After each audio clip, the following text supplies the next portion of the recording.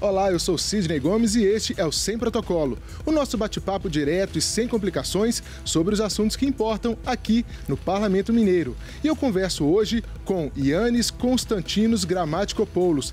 Tá achando que eu tô falando grego? Eu tô mesmo. Meu convidado de hoje é o deputado grego da Fundação do PMN, que é presidente da Comissão de Enfrentamento ao Câncer e agora também é ouvidor da Assembleia. Deputado, seja bem-vindo. Olá, Calá. Policalá. Ah, não, você me apertou, aí é o quê? Muito bem. Muito bem? Olá, Calá, tudo bem? Tudo bem. Policalá, muito bem. Deputado, de onde vem? O nome tem algum significado? Ioannis é João, né? Ioannis é João. Constantinos, na Grécia, temos a cultura de sempre o segundo nome ser o do pai. O genitor, sim. Então indica o genitor. Constantinos é o nome do meu pai.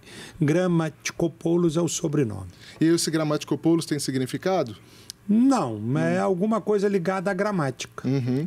E como que a Grécia entra na sua família, então o senhor falou, por meio do seu pai? Exatamente. Meu pai veio para o Brasil em 1960. E aí, nessa época ele tinha 20 anos de idade, terminou o serviço militar obrigatório e participou de um programa de intercâmbio entre os governos brasileiro e grego. E ele, por ter terminado um curso técnico de torneiro mecânico, ele veio trabalhar numa empresa no ABC Paulista nesse programa de intercâmbio. Chegou em 1960 no Brasil. Permaneceu até os anos de 1962, 63 em São Paulo e depois ele foi acompanhar uma empresa que estava cuidando de pavimentação, conservação, manutenção da BR-116 de São Paulo, sentido norte. Chegando em Muriaé, a companhia seguiu com seus trabalhos e ele decidiu permanecer em Muriaé. 2 anos depois ele conheceu a minha mãe, muriaense, casaram-se em 1967 e eu sou o primogênito, nasci em 68, no dia 15 de abril, mês que vem, completo quase 57 anos de muita alegria. Que é isso, deputado. E o senhor explicou o grego e a fundação. De onde vem esse nome político? Por que o senhor decidiu usar esse nome que é importante para o senhor? Grego da Fundação. Primeiramente, em 2001, eu perdi a minha mãe acometida por um câncer e desde então o câncer foi uma temática que me chamou muito a atenção. Nós então estávamos no início do surgimento da Fundação Cristiano Varela. Este ano, a Fundação Cristiano Varela, hospital referência na prevenção, diagnóstico e tratamento do câncer, vai estar completando 30 anos. Com o falecimento da minha mãe e o meu retorno para a minha cidade natal nos fins do ano de 2011, eu então comecei a ser voluntário na Fundação. Esse foi o meu primeiro vínculo que eu preservo até os dias de hoje. Eu sou voluntário na Fundação Cristiano Varela, especificamente no setor de humanização. E o que é esse setor? O setor de humanização, dentre as suas atribuições, a principal delas é cuidar da qualidade do atendimento dos nossos pacientes e seus familiares. E o grande diferencial da Fundação Cristiano Varela é justamente o atendimento humanizado. Nós temos hoje mais de 96% de aprovação pelos usuários e seus familiares de satisfação no nosso atendimento. E o que muito nos orgulha, lá é um hospital SUS, lá é a prova de que o recurso, quando bem administrado, e uma instituição que tem uma administração enxuta, ela faz o SUS acontecer. Nós elevamos o tratamento SUS a níveis superiores a muitos atendimentos particulares e conveniados. E essa experiência na fundação, vendo ali o sofrimento das pessoas, vendo as pessoas num momento ali de fragilidade, isso ajudou a mudar o seu olhar e pensar na política? Eu entrei para a política em 2012, quando eu fui candidato pela primeira vez a prefeito da cidade de Muriaé. Ali foi a minha entrada. Então eu estou aí com um pouco mais de uma década na política. E a entrada no parlamento surgiu depois que eu saí da prefeitura de Muriaé em dezembro de 2020. 21, 22 foi um ano sabático, um período sabático, 2021, onde no final e início de 22 aceitei o convite de me candidatar, colocar o meu nome à disposição. E a minha região, a população, principalmente atendida pela Fundação, já conhecendo o trabalho e o compromisso político dos seus representantes para com a instituição, para com os municípios atendidos por ela, para com a população atendida. Hoje a Fundação atende mais de quase 200 municípios, abrangendo aí mais de 3 milhões de mineiros. Em números absolutos, nós estamos falando de quase 15% de toda a população de Minas assistida pela Fundação Cristiano Varela. E então eu fui agraciado, me foi depositado um voto de confiança e cada dia que eu estou aqui na Assembleia, que eu venho para a Assembleia, eu venho com o coração assim muito feliz de poder retribuir cada voto que foi confiado, de poder devolver para essa população essa confiança depositada em meu mandato. Então, o meu mandato, para mim, é algo que é muito leve, é algo que eu gosto demais do que eu faço, porque fazer o que a gente ama fica leve, não é um fardo. O mandato, para mim, não é fardo. E, deputado, mas antes do mandato, lá no comecinho, o senhor teve experiência como seminarista? Eu perdi o meu pai muito cedo. Eu tinha 13 anos, entrando 13, 14, quando eu perdi o meu pai. E minha mãe, então, muito religiosa, nós éramos frequentadores assíduos, tínhamos uma proximidade muito grande com o padre na época, saudoso padre Adriano, um holandês, e ali eu recebi o convite para ir para o seminário. Então, com os meus quase 15 anos, eu entrei para o seminário. Comecei inicialmente na cidade de Juiz de Fora, lá eu fiquei 3 anos, então eu fiz o meu ensino médio lá dentro. Depois eu fui para o Rio de Janeiro iniciar os meus estudos de graduação em filosofia. Lá eu fiquei mais 3 anos no Rio e depois vim concluir esses estudos aqui na PUC-BH, no bairro Coração Eucarístico. Mas já tinha lá uma vontade de ser sacerdote ou era uma questão mais ali de ensino, de educação mesmo? Eu diria que todos, quando entram para uma vida religiosa, um seminário, ou a moça entra para um convento, a intenção sempre é seguir os passos da vida religiosa. Eu acredito nisso piamente, que todos os meus colegas de seminário entraram com essa intenção. Sendo que um dos papéis do seminário é trabalhar o discernimento, é provocar a reflexão, porque muitas vezes é melhor ser um bom cidadão, um bom chefe de família, um bom servidor público, um bom profissional autônomo, do que um péssimo sacerdote, um religioso mal resolvido. E o seminário, na minha época, exerceu assim, com maestria esse papel, provocando, estimulando. Nós tivemos uma porcentagem significativa de colegas seminaristas que receberam o sacramento da ordem, se ordenaram, e outros que não seguiram com o sacramento da ordem, se desligaram do seminário, mas se tornaram pessoas de bem, pessoas comprometidas com a justiça social, com uma sociedade mais justa, mais fraterna. E isso foi a grande escola da minha vida. Eu diria que a minha família concebeu uma joia e o seminário lapidou essa joia. Essa sua formação filosófica, na política, como que ela se reflete? Aqui no parlamento são poucos filósofos. Tem o senhor, tem o deputado Cristiano Silveira, e nós estamos vivendo um momento de muita polarização, às vezes de muita raiva na política, muita rede social, muita estridente. Como que uma pessoa do seu perfil consegue trabalhar nesse momento? Primeiramente, o parlamento é um local de debate e de pluralidade. Então, nós somos 77 deputados e deputadas que representam toda a sociedade mineira. Então, dentro dessa representatividade, a riqueza do parlamento é a sua diversidade de pensamentos, é a sua diversidade de posicionamentos, de ideologias. O que nós precisamos é exercer respeito a essa diversidade, porque ao desrespeitar um colega, a gente está desrespeitando também a parcela da sociedade que ele representa. Então, o nosso grande desafio, seja no parlamento, seja na vida social fora do parlamento, é respeitar a diversidade. É saber que as nossas divergências aqui, elas estão no campo das ideias, no campo do debate. Nós precisamos debater.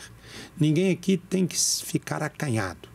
Ninguém precisa se esconder ou manter as suas visões, os seus posicionamentos acobertados. Não, tem que trazer à tona para a gente discutir, e muitas vezes essa casa ela aprimora.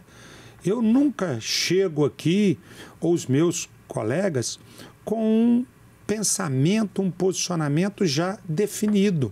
Ele aqui é lapidado, ele é aperfeiçoado. A nossa principal missão, na minha visão, é trazer o pensamento macro. Aqui a gente lapida. Ele precisa ser permeável, né? Permeável. Juntos, através das respectivas comissões, ele vai passando por esse processo de depuração, sem perder a sua essência, até chegar no plenário. E com o envolvimento de todos, a gente poder aprová-los e levar para a sanção do Executivo. Então, aqui, cada deputado é a mola propulsora apenas do início do processo. É o conjunto, é a casa, porque ninguém aprova um projeto com um voto único. Nós precisamos dos votos da maioria. Então, é uma casa rica por causa disso. Convencer os colegas faz parte. Convencer os colegas faz parte. Ser convencido pelos colegas, abrir mão das suas posições, muitas vezes míopes, também é sinônimo de crescimento. Eu tenho certeza que hoje eu sou muito melhor, muito maior como ser humano, como deputado, do que quando eu cheguei aqui. Essa casa tem esse mistério de nos ajudar. Quem quer estar aberto ao diálogo, quem se permite, cresce. Quem não se permite, se apequena.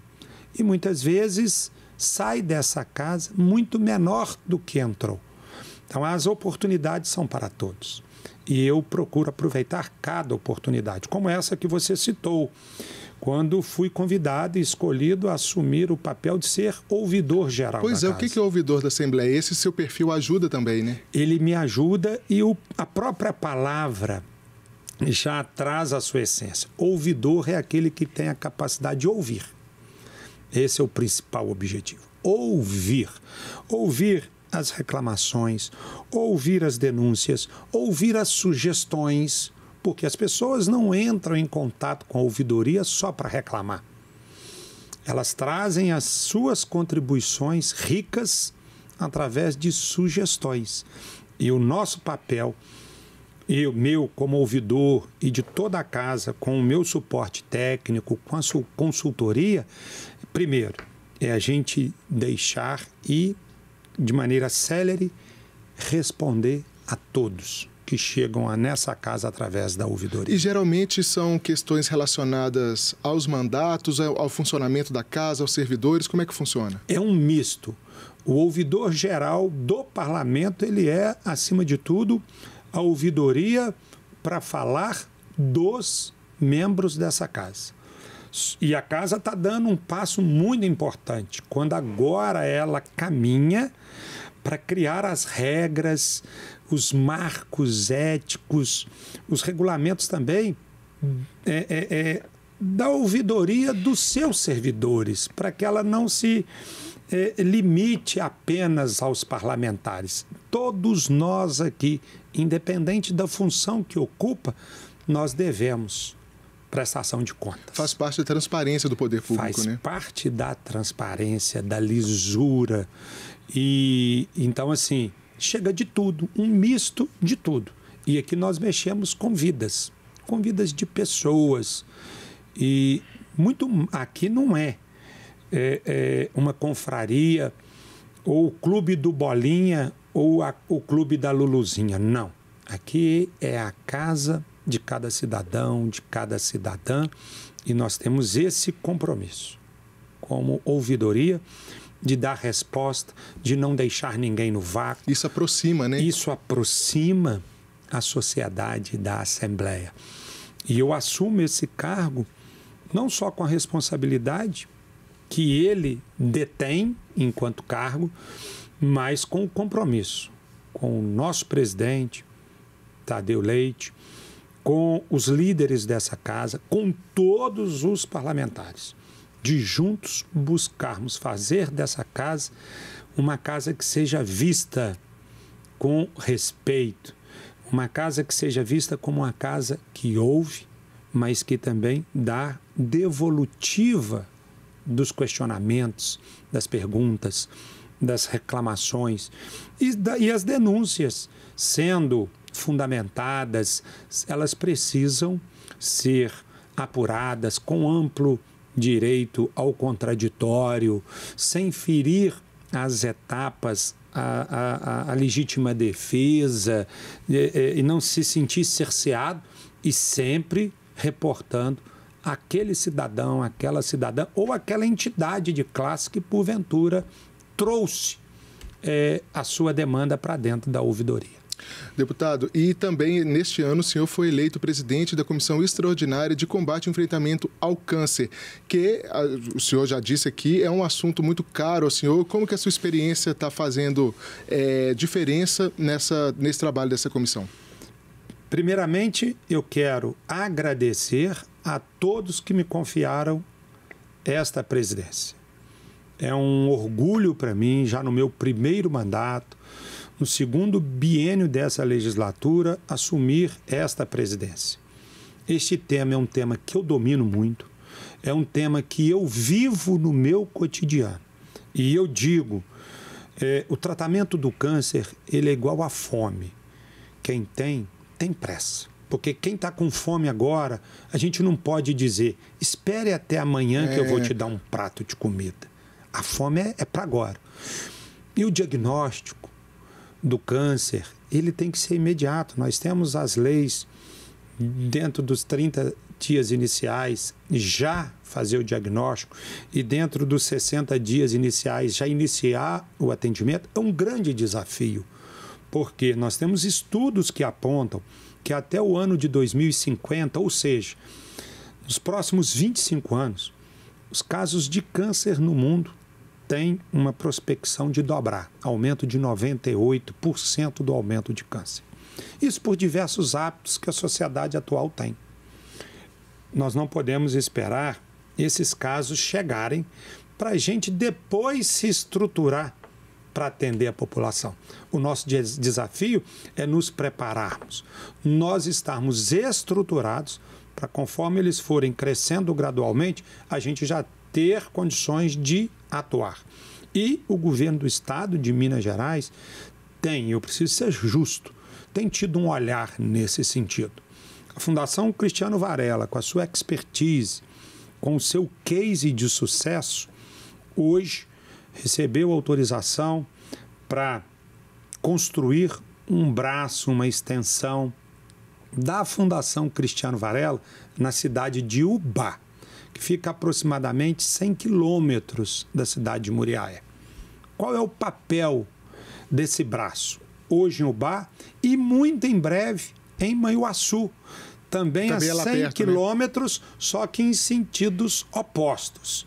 Então, Ubá, Manhuaçu tem 200 quilômetros de distância entre uma cidade e outra. Muré está no meio. Nesse primeiro momento, qual é o projeto, qual é a vocação e a missão? Nós iniciamos com o serviço ambulatorial de quimioterapia. Por quê?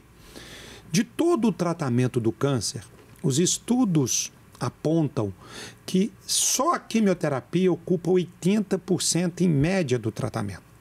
Os outros 20% restantes, eles são preenchidos pelas consultas iniciais, exames para detectar, diagnóstico, cirurgias, internações, radioterapia. Então, todo esse conjunto, somado, dá 20% de todo o tratamento. 80% das idas e vindas dos pacientes são na quimio. Então, quando a gente cria essas extensões mais próximos dessas micro-regiões, a gente vai reduzir o tempo de viagem, o número de deslocamento, o cansaço dos pacientes. Isso vai colaborar na recuperação dos pacientes. Economia de combustível, desgaste de veículo nesse transporte. Porque quando tiver em Ubá, nós vamos ter em média 25 cidades sendo atendidas lá, nessa extensão da Fundação Cristiano Varela. Esses pacientes todos talvez vão se deslocar por 20 minutos, 30, ao invés de 1h30, 2, dependendo da posição da sua cidade. É um grande ganho para toda a sociedade. E, deputado, nessa sua experiência com pacientes com câncer, o que mais te chamou a atenção, o que mais te sensibilizou ao longo desses anos? Primeiramente, que é uma doença cruel, avassaladora. Ela nos convida cada vez mais a trabalharmos com exames de prevenção. Ela nos convida, através da saúde primária, que é de responsabilidade dos municípios, a fazermos buscas ativas, a incentivarmos os exames preventivos precoces. Por quê? O câncer, quando descoberto de maneira precoce, a sua chance de cura é superior a 80%. Mas o câncer, quando ele é descoberto de maneira tardia, essas chances de 80%, elas reduzem para menos de 20% a sua cura. Então, é quase que condenar o paciente a uma sentença de morte. Então, o grande desafio nosso é os exames preventivos. A Fundação Cristiano Varela tem uma carreta da prevenção que percorre os municípios, levando exames de mamografia, exames do PSA para detecção do câncer de próstata em nós homens, o câncer do Papa Nicolau, que é o colo do útero. Então, nós levamos, porque muitas vezes as pessoas também têm dificuldade de ir até um local para fazer o seu exame preventivo. São serviços gratuitos, os exames são realizados pela carreta da Fundação Cristiano Varela. Uma vez realizados, fechados os diagnósticos, os envelopes são lacrados, são entregues à Secretaria Municipal de Saúde para que ela, então, já faça a entrega de cada resultado aos pacientes daquela cidade. Os que, porventura, tiverem indicação de câncer ou já comprovação, a Secretaria já providencia a marcação imediata da primeira consulta na Fundação para que esses pacientes já recebam ali não só o diagnóstico, mas já a informação da sua primeira consulta com um especialista na Fundação Cristiano Varela. Deputado, uma outra pauta cara ao senhor na vida e aqui na Assembleia é a inclusão de pessoas com deficiência na sociedade para que elas tenham uma vida melhor. O senhor tem 3 filhos e tem o Jimmy, que é um adolescente com síndrome de Down. Isso. Como que está aparecendo aqui no Parlamento? O que o senhor está fazendo para que essas pessoas tenham uma vida diferente hoje em dia? Primeiramente, o Parlamento é muito sensível a essa questão no debate dos direitos das pessoas com deficiência. E o Dimitrios, como todos que com os quais eu convivo, com alguma deficiência, eles me ensinam muito. Eu aprendo muito com eles. Hoje tivemos uma audiência pública e eu saí de lá muito maior e melhor como ser humano. A importância que eles relatam de um atendimento gentil, como é importante a gentileza no nosso trato. E nós, muitas vezes, não temos gentileza no nosso cotidiano com o nosso colega de trabalho. Nós não temos gentileza com os nossos filhos, com os nossos pais, com os nossos cônjuges, com as pessoas com que convivemos. Então, eles nos ensinam. Nós temos os desafios de exames e diagnósticos mais precisos para poder iniciar também um tratamento específico de acordo com o diagnóstico. Hoje nós temos uma fila muito grande esperando diagnósticos e a gente não consegue atender com a celeridade que precisa. Tivemos relato de pais, mães hoje dizendo da dificuldade que é hoje. Um outro grande desafio hoje um número muito grande de diagnóstico de autismo, do TEA, do transtorno do espectro autista, mas muitas vezes são diagnósticos fechados por um médico que não é especialista na área, mas só por ter um CRM, ele já dá um diagnóstico e muitas vezes a gente fica assim, é preciso? Tem ali um diagnóstico multidisciplinar, tem um terapeuta ocupacional, tem um psicólogo, tem um neuropsicólogo, tem para fechar esse diagnóstico com mais precisão e a gente saber qual é o diagnóstico, o procedimento mais adequado para esse paciente? Na sua família, com o Jimmy, qual que foi o principal desafio? Com o Jimmy, o principal desafio que nós tivemos lá no início, foi principal de todos. Ele, com 75 dias de vida, ele teve uma broncoaspiração e teve uma parada cardiorrespiratória. Então, o nosso primeiro milagre após o nascimento do Dimitrios foi justamente ele ser ressuscitado dessa parada cardiorrespiratória, deixou um pouquinho de sequela nele a nível de movimento num dos seus lados, pequeno, quase que imperceptível, mas ele teve. Felizmente não teve nenhum outro problema neurológico. E o desafio, preconceito é um desafio em todos os lugares, que a gente vence como? Com amor, com carinho, com apoio e ele com a simpatia dele. Ele rompe barreiras com a sua simpatia. Ele faz o maior sucesso na sua rede social, não é? Ele faz mais sucesso do que eu, né? Ele que é Quando tem o Jimmy lá, o engajamento sobe. Sobe demais da conta, né? Mas eu também não posso explorar essa imagem dele, nem torná-la de maneira assim muito vulgar. Sim. Então tem um cuidado, né? O cuidado de dosar. Ele gosta muito. Eu já vi um vídeo dele falando que quer ser deputado. Exatamente. Tá na hora, né? Tá na hora. Daqui a pouco, já está fazendo 18 anos. Pois é, e tá na hora de ter essa representatividade, né? Tá na hora. Não só falarem por eles. Não só, eles precisam falar por si só. E a audiência pública que acontece, as audiências que acontecem nessa casa, tem esse papel, dar voz, deixá-los ocupar espaços na mesa de convidados, de autoridades, porque eles são autoridades naquilo que eles vivem, eles são autoridades. Então, é muito enriquecedor essas oportunidades que temos. Sou muito feliz por ser pai do Dimitrios. Ele me ensina muito a ser menos rancoroso, a ser mais compassivo, a aprender não só a perdoar, mas muitas vezes a nossa maior dificuldade é de pedir perdão, é de pedir desculpas. São coisas tão, parece simples, mas que para nós temos muita dificuldade. E eu aprendo demais. Ô, deputado, o capacitismo que está na sociedade impede uma inclusão mais efetiva das pessoas com deficiência?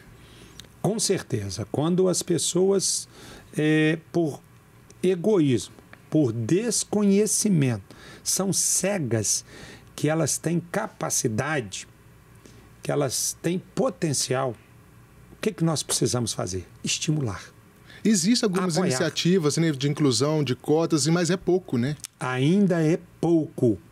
Nós precisamos não só criar as cotas, esse é um passo importante, Mas mais do que criar as cotas, é criar uma ambientação, é criar apoio no ambiente de trabalho, para que eles não se sintam também, não vivam um bullying no local de trabalho. Hoje nós temos em muitos lugares vagas destinadas a pessoas com deficiência, mas muitas vezes essas vagas não são ocupadas. Por quê? Porque a vaga está ali, eu cumpro a minha obrigação legal de oferecer a vaga, mas eu não crio um ambiente, eu não crio uma rede de apoio, eu não me importo com essa pessoa com deficiência a ponto de ajudá-la a se permanecer. Aí a minha vaga fica ali, ó, legalmente, Ministério do Trabalho, Justiça do Trabalho, a vaga está aí, ó. A culpa não é minha por ela não estar ocupada, mas você não tem culpa legal, mas você tem uma culpa social. Lavou as mãos. Lavar as mãos, nós não podemos ser Pilates. Pôncio Pilatos nós não podemos ser. Fazer esse papel de Pôncio Pilatos não podemos. Então, nós precisamos, na verdade, mais do que a vaga, gerar condições de apoio no mercado de trabalho. Deputado, e esse trabalho também é importante para que as novas gerações, as pessoas que estão vindo aí, não tenham que sofrer o que sofreram antes com uma pessoa com deficiência em casa, né? Por exemplo, o que vocês passaram com o Dimitros, que isso possa ser cada vez mais suavizado para esses pacientes, para essas pessoas. Com certeza. A minha primeira experiência com uma pessoa com síndrome de Down foi na minha fase de criança. Então, quando eu nasci, eu já tinha uma tia com síndrome de Down, irmã caçula da minha mãe. 9 filhos, a tia Rita de Cássia, 9º filho, nasceu com síndrome de Down. Então, a minha tia foi a minha primeira grande e feliz experiência. Depois, com 3 filhos, no 3º filho, no caçula, o Dimitros também com síndrome de Down. Então, a chegada do Dimitros, eu não sofri o trauma que muitos pais sofrem ao receber o diagnóstico, porque eu já tinha vivido uma experiência muito feliz com a tia Rita de Cássia. E hoje, são desafios que nós temos no nosso dia a dia, com esses desafios que nós temos. E eu aproveito esse momento, a audiência desse programa Sem Protocolo, para dizer para você, familiar, para você, responsável, para você que acaba de receber um diagnóstico ou que porventura venha receber algum dia, relaxe, abra o seu coração, porque você vai estar recebendo uma porção de amor. É o amor encarnado que vai estar sendo entregue a você, pai, mãe, avô, avó, familiar. É uma experiência única, ímpar. E a única coisa que eles pedem da gente: amor, atenção, carinho, porque é o que eles têm para nos oferecer também em abundância. Deputado, muito bonito, viu? E nosso tempo acabou, infelizmente. E deixei muitos assuntos aqui que a gente ia, mas o senhor volta para falar. Por favor, só convidar que eu virei com muita alegria, satisfação. Obrigado a todos. Efraisto. Tipota. Tá certo. E você assiste ao Sem Protocolo na TV Assembleia, pela TV aberta ou pelo streaming. O nosso videocast está disponível no YouTube e no seu tocador de podcast favorito. Não tem desculpa para ficar de fora. A direção desse episódio é de Érica Araújo, produção de Tatiane Fontes, áudio de Eduardo Marinho e edição de Vitor Caldas. Até mais!